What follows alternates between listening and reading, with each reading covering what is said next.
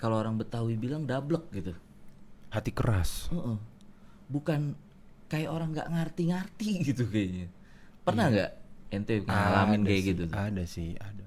Orang dulu dunia itu sisa waktu. Iya. Kalau orang sekarang terbalik, akhirat jadi sisa Waktu. waktu.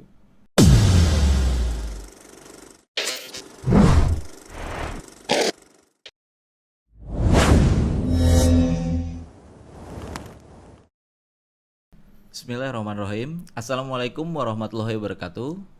Alhamdulillah. Allahumma sholli ala Muhammad wal ali Muhammad.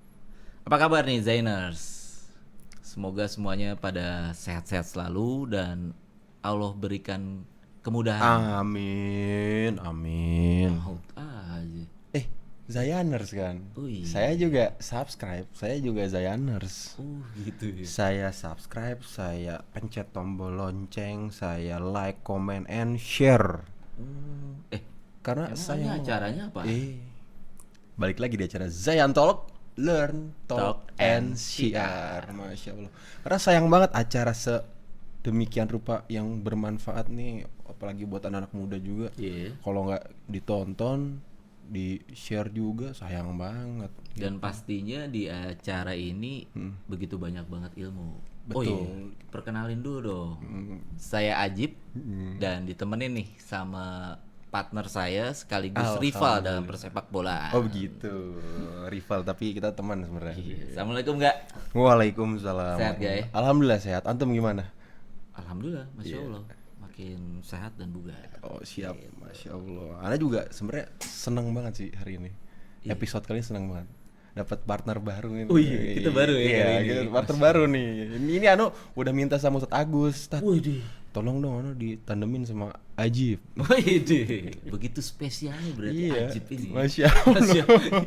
Kedatangan tuh nyebrang doang. Nyebrang padahal tinggal nyebrang doang. Rumah paling indah kan. Biarin dah yang partneran yang lama tuh selalu cari tandem baru lah. Kalau mau dapat acara di sini suruh cari dulu lah tandem baru gitu. Ngaji, ayo ngaji. Ngaji. Langsung masuk topiknya gimana nih? Nah, jadi topik yang kita akan bahas nih guys. Iya. Sebelumnya Ana mau nanya dulu. Apa tuh? Tanyanya apa tuh? Ente pernah gak sih gak ngasih tahu seseorang, padahal itu baik gak? Ya kan, memberitahukan seseorang, Ngetin ya. ngingetin yang baik-baik deh. Tapi apa ya, keras orangnya. Maksudnya kayak kalau orang Betawi bilang dablek gitu. Hati keras. Bukan kayak orang nggak ngerti-ngerti gitu kayaknya. Pernah nggak ente ngalamin Ada kayak sih, gitu tuh? Ada sih, ada. Cuma kita cuma bisa sebatas ngingetin doang, ngasih tahu ya. Cuma susah emang ya. Kita kadang mau ngajak kebaikan, diajak sholat susah, diajak yang ngaji susah. Ya misalnya kita ambil contoh si Fulan lah ya. Siapa itu? Ya ada lah. Ada gitu ya. kan. Misalnya kita udah kasih tahu kayak begini. Sayang kan kalau nggak bisa ketarik, kita ajak kebaikan ya. Iya. Kan? Dan kayak sholat lah. Kita kan laki-laki wajib tuh ya. Cuma Sholat di masjid ya. ada kejadian kayak gitu. Cuma jujur ya, Anda juga nggak tahu tuh gimana cara meluluhkan hati si keras hati itu tersebut. Langsung aja. Yang pasti bukan kita yang akan jawab kan. Iya, kita ngalor ngidul aja berdua ini. Berdua. Kita langsung tanya aja sama Kita guru kita, gangguin Ustadz aja. Agus Hendra. Gurunda tercinta kita. Ustadz Agus Assalamualaikum Hendra. Tat. Waalaikumsalam warahmatullahi Sehat, Tat? wabarakatuh. Insya Allah, Sehat. Insya Allah. Sehat selalu. Gimana antum sehat selalu? Alhamdulillah, doain ya. Amin. Amin. Bicara apa tadi lo? Hati keras apa keras hati? Nah itu tuh. Si hati keras, Si keras hati hati. Keras. Taib. Gimana, Alhamdulillah, Allahumma shalli wa sallim ala Nabi Muhammad. Salah satu orang sengsara, kata Hasan Al-Basri, keras hati. Udah keras hati, jarang nangis. Jarang nangis tuh gak pernah hatinya tuh Nggak pernah nangis tersentuh, ya, tersentuh ya, ibadah sama Allah tuh. Kemudian banyak angan-angan, ya terlalu banyak angan-angannya. Terus kemudian rakus terhadap dunia. Nah, itu ciri orang sengsara tuh. Ya mudah-mudahan kita nggak jadi orang sengsara ya. Orang sengsara kata Hasan Al-Basri 4 tadi. Masih ingat? Keras hati, jarang nangis, kemudian banyak angan-angan, panjang angan-angannya, Entar mulu, mau disuruh sholat entar, itu dah. Banyak orang begitu. Kayak petasan tar. Iya. Tar. Ya. Dan Yang keempat. satu lagi rakus terhadap dunia. Rakus ke harta. Ya halal haram gak peduli. Aduh, serem. Aduh serem. Nah itu sebab orang jadi sengsara. Nah yang lagi kita coba bahas nih tentang keras hati.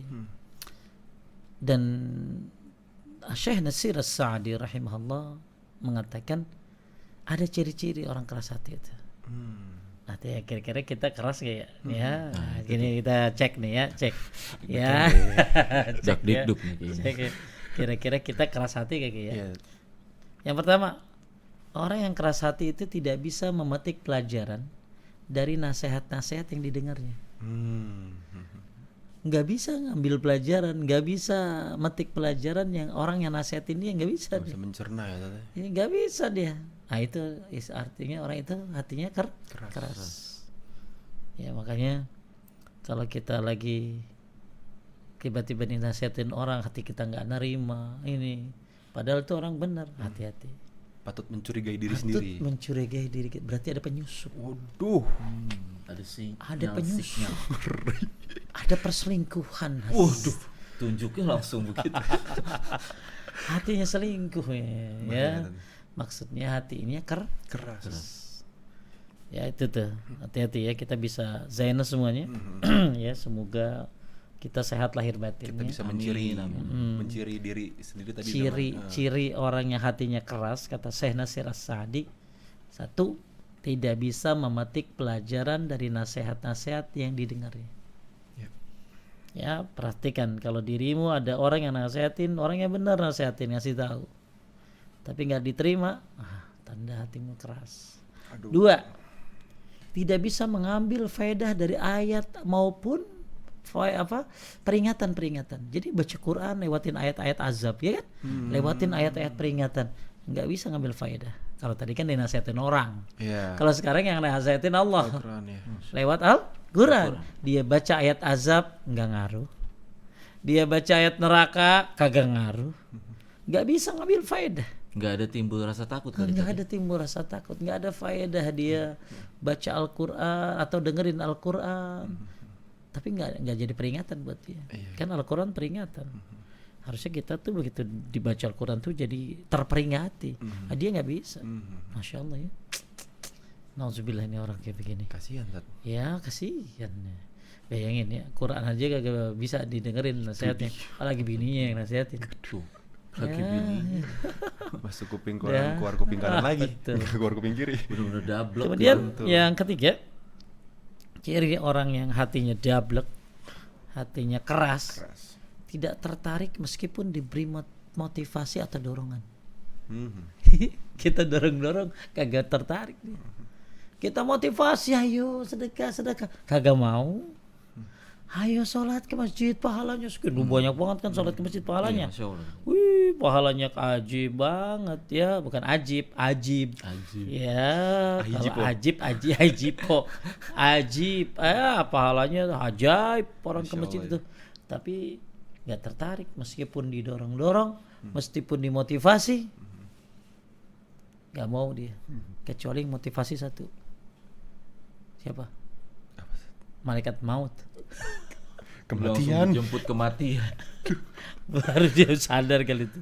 Nasihat Ya. terbaik. Kemudian yang terakhir nih, orang yang ciri keras hati itu tidak merasa takut meskipun ditakut-takuti. Ya kan ditakut-takutin bener gitu loh ya.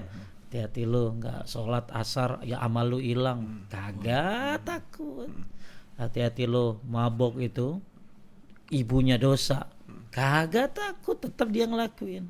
Hati-hati lu durhaka sama orang tua, celaka lu, diazab lu, kagak takut juga.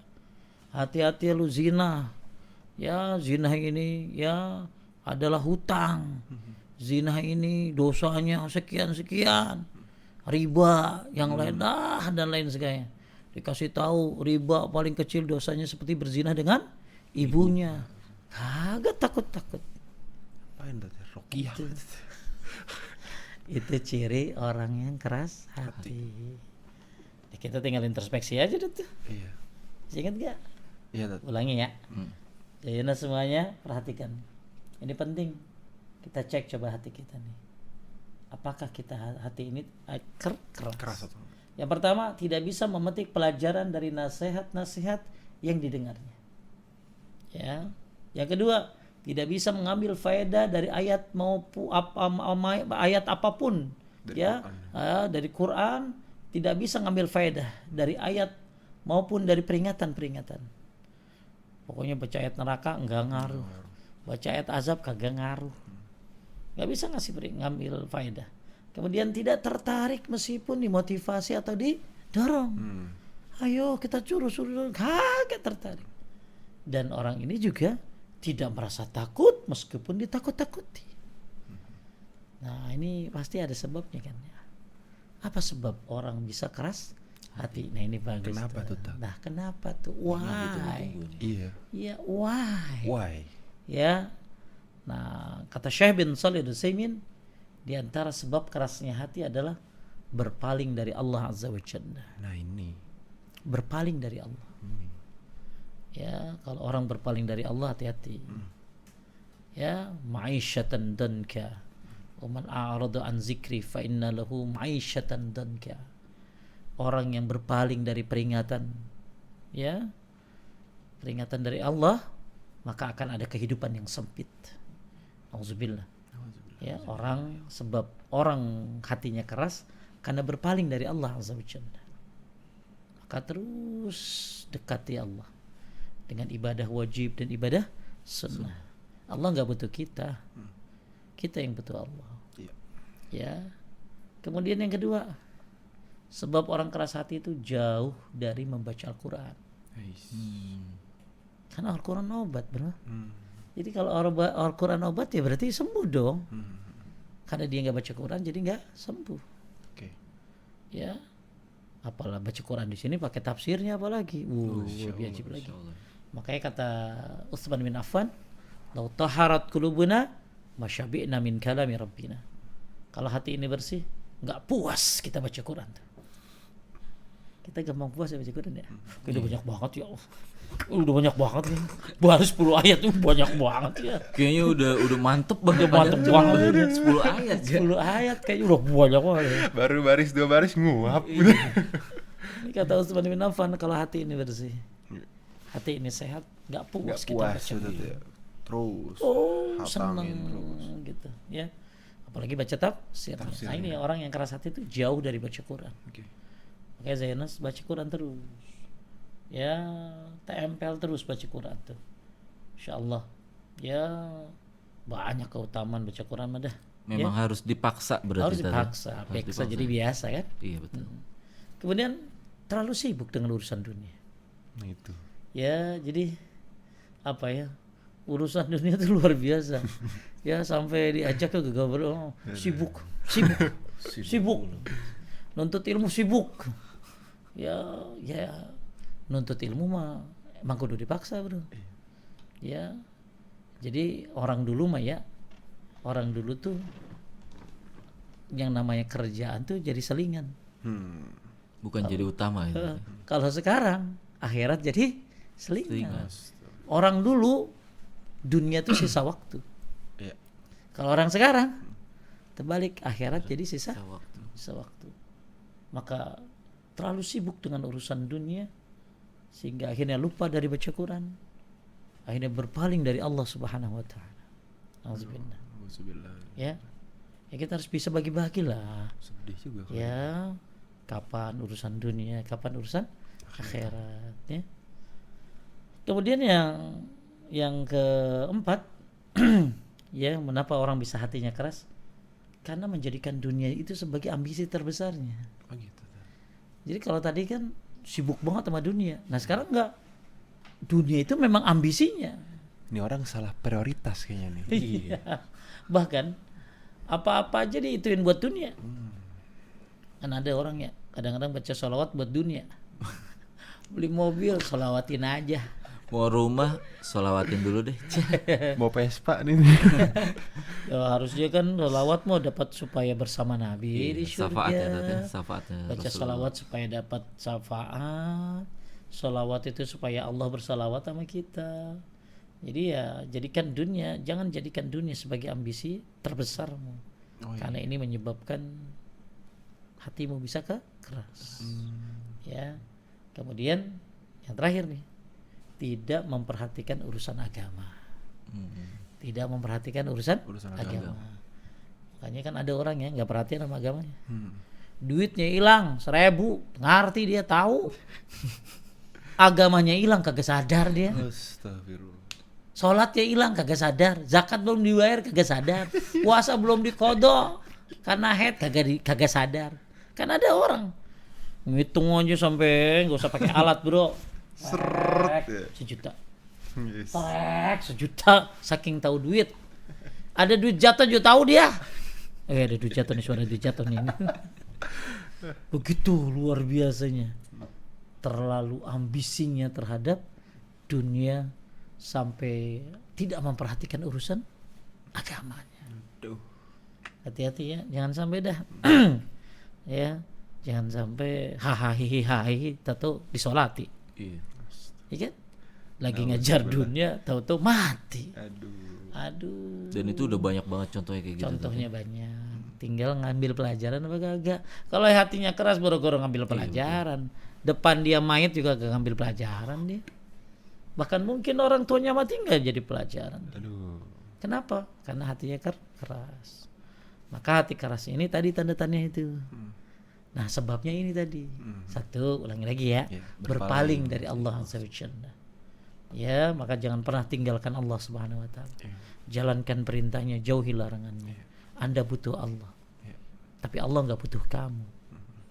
Kemudian 2, jauh dari membaca Al-Qur'an, apalagi baca tafsirnya. Baca aja kagak. Makanya semangat baca Quran. Semangat. Karena baca Quran itu obat. Ya.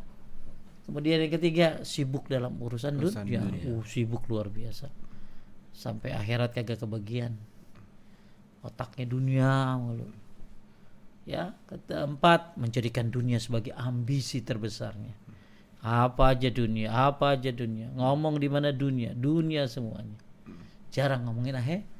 Maksud di sini sibuk boleh tapi tahu prioritasnya. Tahu dong, sibuk itu boleh, jangan sampai melalaikan. Iya. Ya, sibuk tapi akhirnya kagak sholat. Nauzubillah. Terakhir, tidak memperhatikan urusan agamanya.